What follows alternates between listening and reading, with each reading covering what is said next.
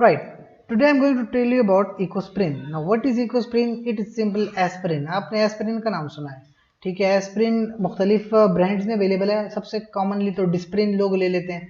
एक होती है aspirin which is gastro resistant, ठीक है। आपको पता है आपकी जो गैस्ट्रिक एसिड होता है HCl, वो नॉर्मल एस्पिरिन वगैरह को जो है डिसॉल्व भी कर सकता है, यानी कि उसको डिग्रेड कर सकता है। अब लोप्रिन के नाम से भी एस्पिरिन अवेलेबल है, लोप्रिन वेरी फेमस ब्रांड। इसी तरह इकोस्प्रिन भी एक एस्पिरिन है, सिंपली पेन वगैरह के लिए इस्तेमाल की जाती है। 75 mg में अवेलेबल है, 150 mg में अवेलेबल है, इसके अलावा 325 में, 650 में और सबसे कम 20 mg तक भी इकोस्प्रिन हमारे पास अवेलेबल होती है। याद रहे इकोस्प्रिन कोई ऐसी न्यू ड्रग वगैरह नहीं है, सिंपल एस्पिरिन है। एंटी प्लेटलेट इफेक्ट्स, यानी जो एस्पिरिन का इफेक्ट है प्लेटलेट्स वगैरह, क्लॉट वगैरह को डिसॉल्व करना। ब्लड थिनर है जिसकी वजह से फिर पेन वगैरह की भी रिलीफ देता है, इन्फ्लेमेशन को भी खत्म करता है। अब वैसे तो नॉर्मली एस्पिरिन वगैरह हम लेते हैं, सर दर्द हो गया एस्पिरिन ले ली, कहीं और दर्द हो रहा है एस्पिरिन ले ली। स्पेसिफिकली देखा जाए तो एंटी प्लेटलेट इफेक्ट उन लोगों में चाहिए जो लोग कार्डियोवास्कुलर के प्रॉब्लम्स हैं, जिनका क्लॉट बनता है, क्लॉट को ना डिसॉल्व किया गया, हार्ट अटैक के चांसेस बढ़ जाते हैं। तो स्पेसिफिकली जो एंटी प्लेटलेट इफेक्ट है ना, ये उन कार्डियोवास्कुलर प्रॉब्लम्स में बहुत यूजफुल है।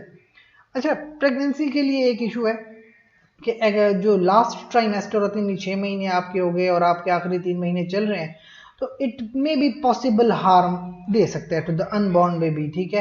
ये जो आपके पास होती हैं ड्रग्स, अक्सर ये GIT में प्रॉब्लम्स करती हैं, इसलिए इनको आप ओवर द काउंटर इस तरह यूज़ ना करें। ख़ास करके अगर आप नर्सिंग मदर हैं, अपने बच्चे को ब्रेस्ट फीड करती हैं, तब भी आप जो हैं इसको अवॉइड करें। इसके अलावा prescription what is prescribed for, अब आपको मैंने बता दिया anti platelet effect, anti inflammatory effect.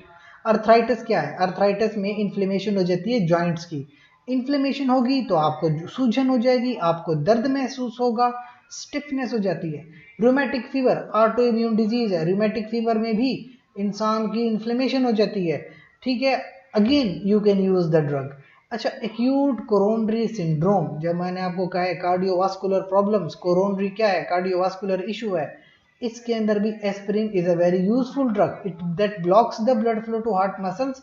सो अगर ब्लड फ्लो ही ब्लॉक्ड है, आपके हार्ट मसल्स की डेथ हो सकती है। Aspirin is a blood thinner. अब ब्लड थिनर है तो ब्लड हर जगह तक आसानी पहुंच सकता है। अच्छा, कवासाकी डिजीज क्या होती है कि इसके लिए भी हम इकोस्प्रिन का इस्तेमाल करते हैं फॉर कवासाकी डिजीज, जिसमें condition it is characterized by inflammation of blood vessels. पूरी बॉडी की ब्लड वेसल्स की इन्फ्लेमेशन हो गई, आपकी बॉडी में ब्लड फ्लो नहीं कर पाएगा, which leads to death. So aspirin is a very useful choice again. So that is all about Ecosprin. याद रहे इकोस्प्रिन कोई ऐसी न्यू ड्रग नहीं है, ये सादा सी एस्पिरिन है जो कि आपके पास डिस्प्रिन होती है या लोप्रिन होती है, उसी की तरह ड्रग है एस्पिरिन। That's all.